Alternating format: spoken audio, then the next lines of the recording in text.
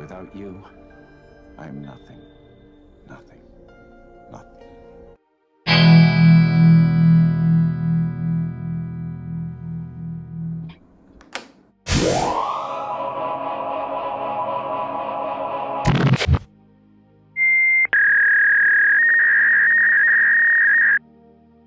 I was born in the 1980s and have witnessed the evolution of tech from huge tape recorders to Walkmans with wired headsets to the MP3 players to the Bluetooth earphones to complete wireless freedom in the form of earbuds.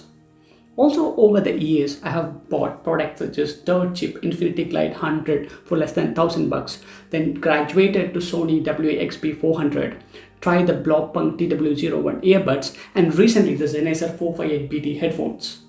Of course, the Glide 100 is still working, albeit a bit battered and bruised, while the Sony and Blockpunk died a premature death. Sad. Sennheiser 458BT is exceptional in every aspect, except those huge earphones will really make your ears sweat in the sweltering Indian summer. Also, not to talk about lugging this massive boy around. It doesn't feel very compact. So, what made me buy the Nothing Ear 1? Of course, as a tech geek, I have been keenly following Colpay's move from OnePlus to Nothing. Let's do it. Nothing. While many call it an overhyped product, for me it met a lot of my primary requirements, such as I needed good sound quality, I was looking for good battery life, good build quality, excellent fit in the ears, different and kind of standout design, good software and afterward support. So let's dive into each of these topics and find out how good Nothing Ear 1 is. Let's talk about design and build. At the first look itself, it kind of reminded me of one of Apple products. Which one? Apple's earphone case itself. It is not surprising, especially while considering how much Colpay is trying to replicate Apple model in the Android space.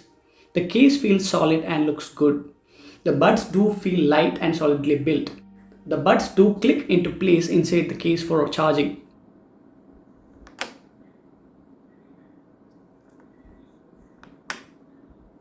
The case feels slightly bigger than its competitors, but I can forgive that because I like the overall design and build. The case do tend to develop scratches just after a few days of usage, so it will be good if you put a soft case on it. 8.5 out of 10 for build.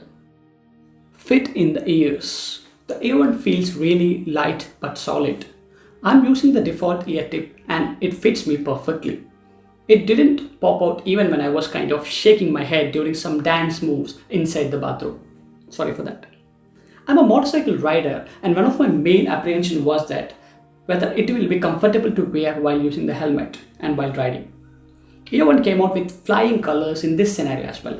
Now let's try and remove it without pulling the headphones. No issues here. The fit is good.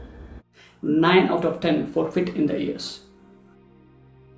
Now let's talk about the most important aspect, audio quality. After using the Sennheiser 458BT for more than a couple of months, which has a really good audio output, I was not very optimistic about the sound quality of Ear 1. But boy oh boy, I was in for a surprise. It feels as good as Sennheiser or even better when it comes to bass. But the bass is not annoying and kind of adds a bit of feel to the audio. I'm not an audiophile, but it feels good even in mids and lows. Loudness is good too, with me being a power user, keeping the volume at around 75 to 80% most of the time. ANC is good and it manages to provide decent isolation from most of the background sound, whether you are at home or traveling in somewhat noisy environment. But when it comes to call quality, it is the best I've experienced so far in a wireless earbud. It sounds clear and there is not much of a background noise. So overall I'm good, and I spoke to my brother just over the call and he's kind of using all these type of earbuds and all, and he said that it sounds good, and I haven't been told by anybody whom I was talking that they were unable to hear or something. So overall I'm happy with the sound quality. So overall 8 out of 10 for sound quality. Now it's time to talk about the battery life. It is a solid one in case of battery life. The earbud can easily go for 4 hours in one charge with ANC on and can stretch it to more than 5 hours with the ANC off. Here you can see that 70% of the battery left after 2 hours of watching Formula 1 race with ANC off. The case can get you a maximum of 30 hours, which means you might only need to charge it once in 4 or 5 days depending on usage. You can charge the case with Type-C connector or with a wireless charging pad. It is not a fast charging device and takes a few hours to fully charge while using the Type-C charger. But maybe a slower charging is good for long-term battery durability. So overall, 8.5 out of 10 for battery life and 7.5 out of 10 for charging speed. Now let's talk about other features such as connectivity, app, etc.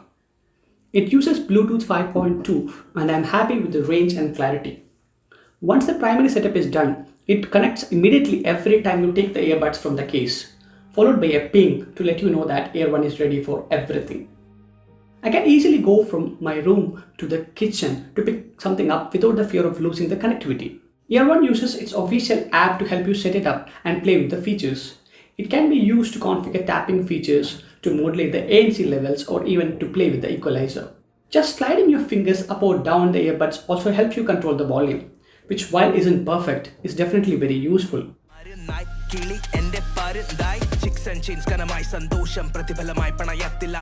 After unboxing the product, I got a software update, and also when you consider the fact that they have added voice assistant functionality few months after the launch, I am pretty confident about software support from nothing.